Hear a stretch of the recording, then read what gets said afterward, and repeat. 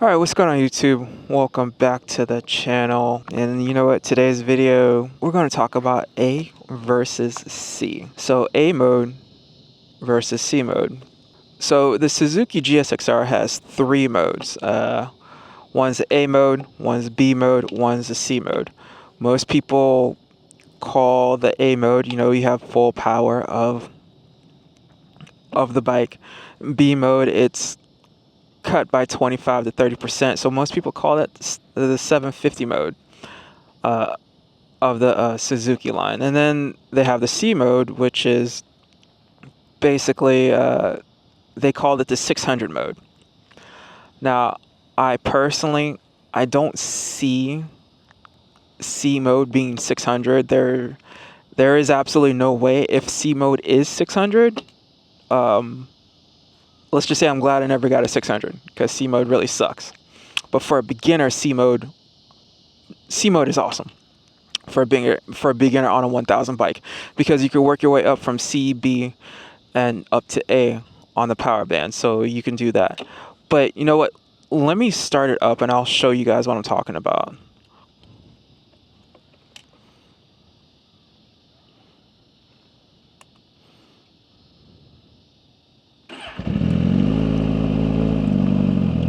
So as you guys can see, I think you guys can see in the video, the bike is in A mode.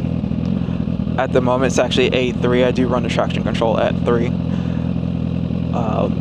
So let me just give a slight turn on the throttle.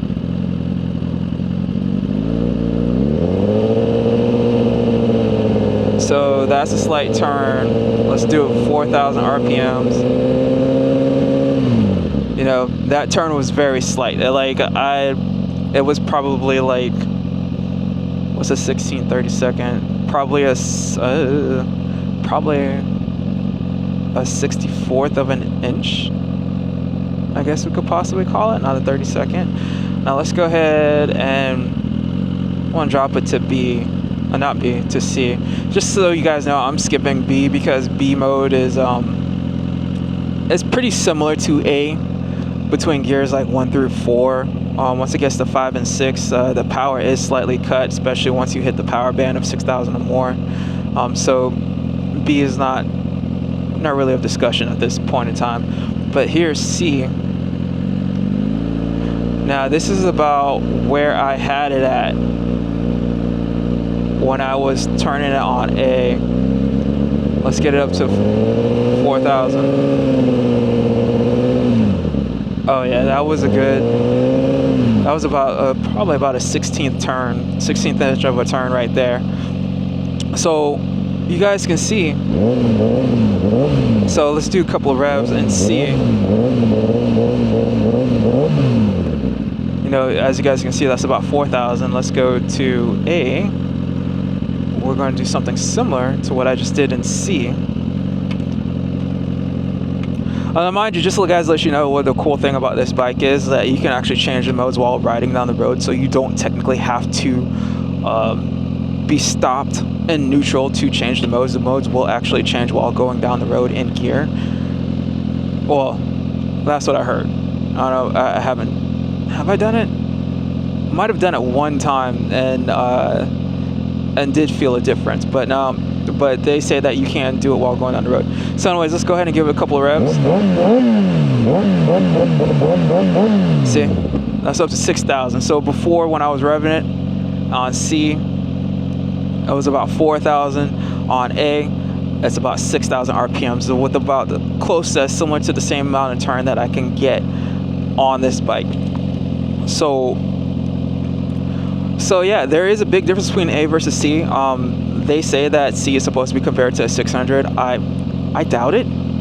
C feels more, honestly, like probably a 450. So to the people that say that starting on 1,000 on a liter bike is dumb, I'm going to tell you, you might want to check yourself on that, because you technically can start on the 1,000. Also to the people that say that, yo, you should sell your bike and get a 450 or a 600 or a 300, I can just tell you, no, I'm not going to do that. And if I really wanted to do something, get a smaller size bike and engine power, I could just cut this to C mode, and I can ride around putting around like if I'm in a 450. So yeah, me personally, right now, I did take my time. Don't get me wrong, people. When I first started riding this bike back in March, I did take my time in C mode just to get accustomed to the feel of the bike, and especially the throttle, because one of the things that scared me the most on this was the throttle and the sensitivity and whatnot. So C mode, as a matter of fact, did help me get acclimated to the throttle, did help me get acclimated to the feel of the bike, especially into turns and the curves and stuff like that, you know. So now I'm able to go into A. I did do a progression, so I did not just go out and, you know, and hop on A. You know what? This is a pretty good strip right here. Let me try something. I'm going to stay in first gear, and I'm going to go up to about 25 miles an hour, and we're going to watch the RPMs on, this is A mode. So 25 is about just under 4,000. 25, 26 is just under 4,000 in the throttle. You know what, let's go ahead and get set up one more time.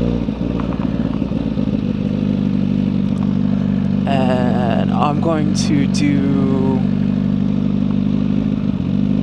go ahead and change it to C.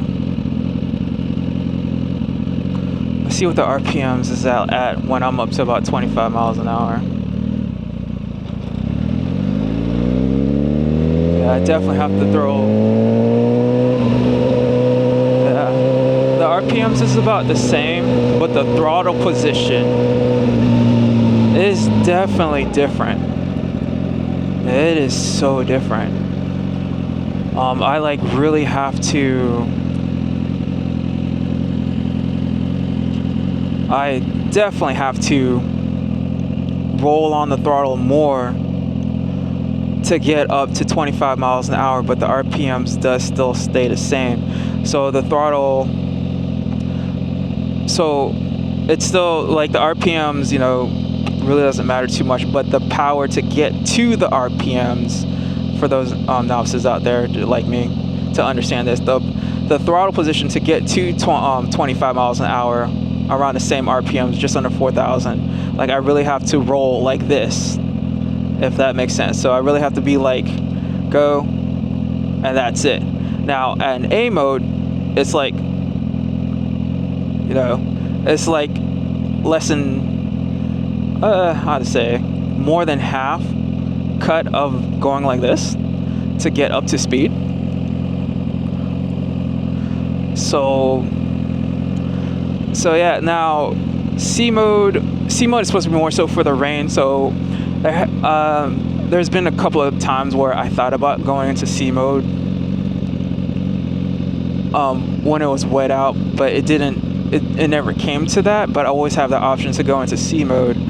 But at the same time, it's a little scary because like I'm so used to just feathering it to go, you know, C mode might not even work for me personally at this point in time when it's slick and stuff like that out, because you have to like really crank on the throttle, and that's something a little weird. Also, you gotta think when you're going from C to B to A, you gotta be careful because you gotta relearn the whole throttle position. This is why I think people who swear up and down that start on a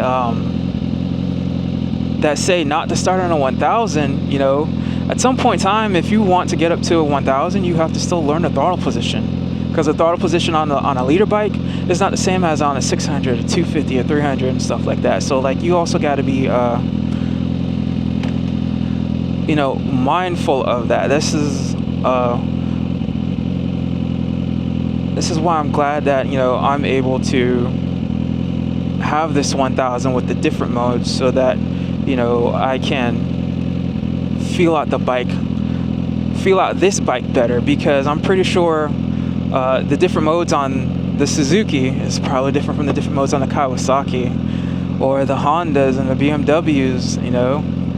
So like, if you're just, you know, you just gotta take your time when learning different things, you know, and people definitely learn at their different pace and stuff like that. But yeah, I can't even imagine trying to do a pull on the flipping highway in C mode, because like I'll probably have to practically brake properly. Practically will have to break my wrist just to get up to like 90 miles an hour on the highway in C mode. As in A mode, you know, you just feather it and just go. But anyways, I would really like for other people to add, especially people who've been around for a while, add to this conversation. You know, the A versus C mode, and whether or not beginners should get leader bikes and stuff like that. So make sure you guys who have a comment, you know, have something to say, make sure you leave a comment down below. I do answer all comments. Anybody who, and if you like this video, make sure to drop a like.